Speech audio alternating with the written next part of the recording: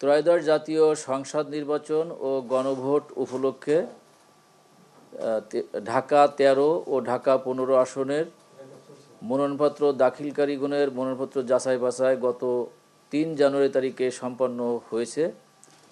১৮৬ ঢাকা ১৩ আসনে মোট ১১ জন প্রার্থী মনোনয়নপত্র দাখিল করেছিলেন।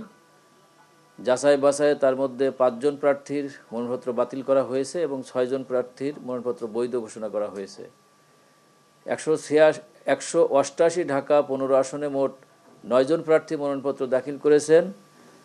গতকাল ৩ জানুয়ারি তারিখে যাচাই বাছাইয়ে ৬ জন প্রার্থীর মনোনয়নপত্র বৈধ ঘোষণা করা হয়েছে এবং ৩ জন প্রার্থীর মনোনয়নপত্র বাতিল ঘোষণা করা হয়েছে। ঢাকা ১৩ ও ঢাকা ১৫ আসনে মোট ৮ জন প্রার্থীর মনোনয়নপত্র বাতিল করা হয়েছে।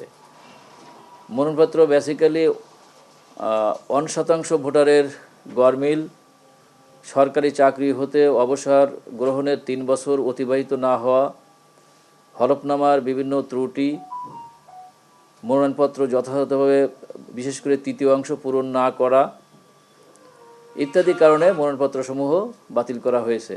পাশাপাশি 2 জন প্রার্থীর দলীয় মনোনয়ন সঠিক না থাকার কারণেও বাতিল করা হয়েছে।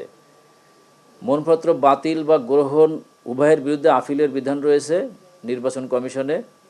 আগামী ৫ থেকে ৯ জানুয়ারির মধ্যে বাতিল বা গ্রহণের বিরুদ্ধে সংশ্লিষ্ট প্রার্থীগণ রিটার্নিং অফিসারের কার্যালয় হতে আদেশের কপি সংগ্রহ করে যথাযথ পদ্ধতিতে আপিল দায়ের করতে পারবেন।